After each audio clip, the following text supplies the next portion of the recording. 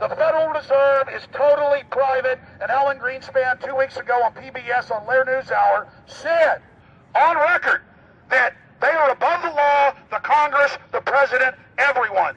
No court can do anything. We run America. What is the proper relationship, what should be the proper relationship between a chairman of the Fed and a president of the United States?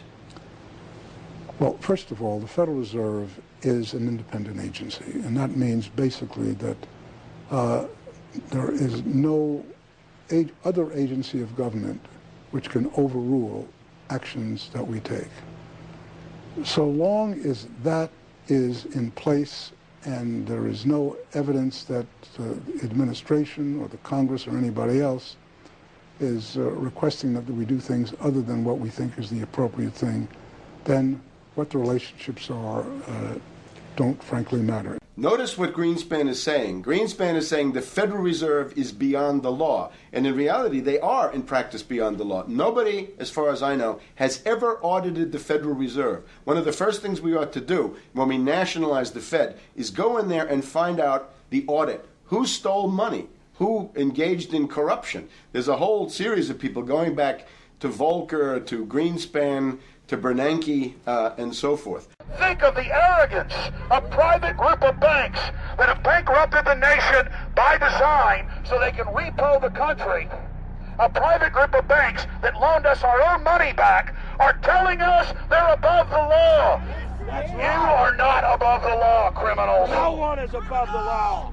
No one is above the law, and the private Federal Reserve sure as hell isn't either.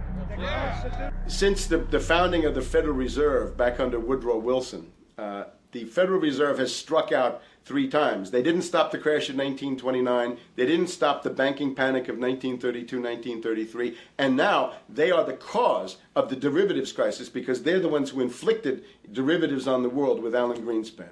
Instead of our economy being about goods and services and real products and manufacturing, it's all about these guys, the private Federal Reserve that masquerades as a government entity who controls the issuance of currency and credit.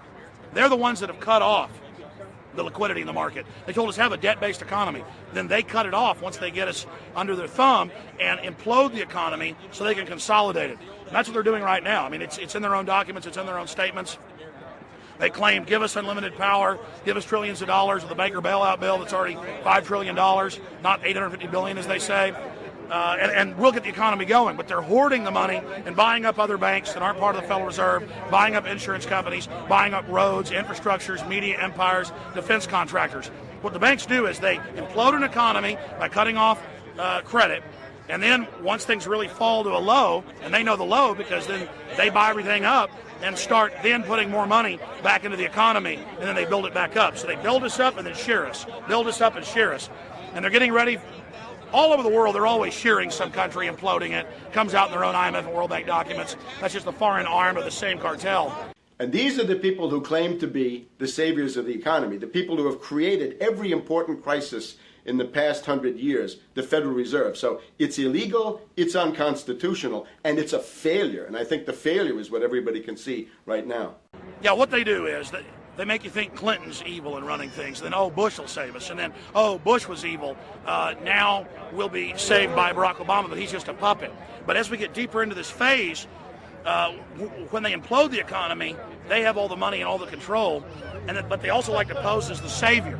So Obama is meant to be the savior during the Depression, and he'll save us with a 1 million person, he said, is bigger than our military, domestic spy force, a 3 million person environmental spy force. So giving people these jobs to be government bureaucrats and spies to go out and manage the other 290-something million Americans.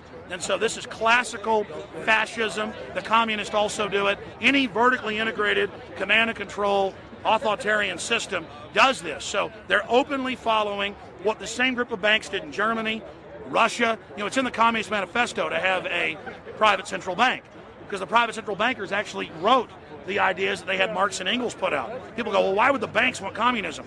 It doesn't exist. They rape us, they consolidate us, they put us into work brigades, they make us slaves, and they say it's a people's paradise. Look at it, boy, you're really doing good. And then they transfer all the wealth of the nation offshore. The globalists are outside all the nations. That gives them safety, and they play countries off against each other. And so that's what we're facing and dealing with. And so they're bringing in classical, hardcore tyranny in the U.S., but we have the internet. We've grown our numbers. The alternative media's exploded. That's what they're trying to move in to shut down and regulate and tax the web, but it's too late for them. They're playing in the 19th century, 20th century rules. It's 21st century, the century of resistance to tyranny. And so it's going to be one hell of a fight with the people and free humanity on one side and the New World Order on the other. And every one of you out there counts, needs to be involved in this fight like nothing you've been involved with before, because this is life and death. Everything depends on exposing these people. Everything depends on showing the people that this is the New World Order, this is the criminals.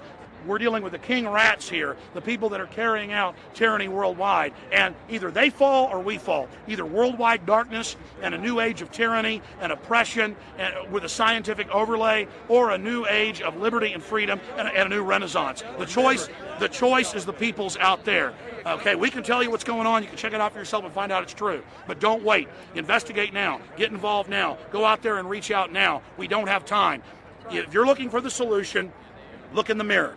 Look right into the mirror, because you out there, men, women, old, young, black, white, doesn't matter. It's going to be up to you if they win or if liberty succeeds and the people have a chance of having any future. These are cold-blooded eugenicists. These are cold-blooded people who think they're God, think that they're our masters, that think that we're animals. These are the guys that funded Lenin and Stalin and Hitler and Mao. These are the guys, it's all on record, that bankroll this stuff. They are hardcore vicious, and they must be resisted. Up until about the Kennedy assassination and the beginning of the war in Vietnam, the United States is a very powerful engine for world progress. It's the assassinations, the Kennedy assassination, and the others in the 1960s, the beginning of the Vietnam War, and the beginning of the absolute domination of the Wall Street group over every other interest. Nobody else counts except the Wall Street money masters. That has now made the United States into no longer a force for progress, but something very different, often a force for destruction in the world. That doesn't need to remain that way. The interest of the American people is to fight to take your government back from Wall Street and make the United States a force for progress in the world, which we easily could do if we could just break the power of the people behind Obama. The main banks of Europe, which were started by Adam Weishaupt and Rothschild, the Banque Nationale de Paris, the Bank of England, the Bank of Italy, have all financed the messianic and war leaders of the last 200 years. Napoleon, Lenin, Stalin. They backed Adolf Hitler. They backed Franklin Delano Roosevelt. And they are backing right now Barack Obama. The banking cartel had established a beachhead in 1913 through the Federal Reserve Act. In 1947, they set up a parallel shadow government through the National Security Act.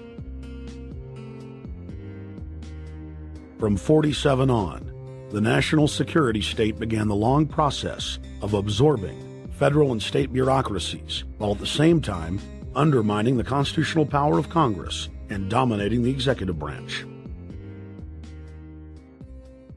By controlling the issuance of currency and credit, the private Federal Reserve was able to buy up most of the Fortune 500. And if a company wouldn't sell, the bankers would unleash federal regulators to run them out of business. Private central banks in Europe, the United States, and England took taxpayer money and loaned it at over 30% interest to third world nations. The bankers would then bribe the leaders of those countries not to pay back the loans. Their third world puppets would sign agreements stating that when the country defaulted, the banks would be given all the natural resources and infrastructure of the once sovereign lands. But worst of all, the countries would pledge future taxes paid by the people in perpetuity as profit to the private banks. By the year 2000, there were few nations that had not fallen to the designs of the money power. The globalists were now ready to start their final phase of world government takeover, the destruction of the Western nations' economies. To carry out their final takeover, they first removed banking regulations like the Glass-Steagall Act in the late 1990s. This allowed their front companies to issue unlimited credit to the world and to set up colossal Ponzi schemes, the likes of which the world had never seen.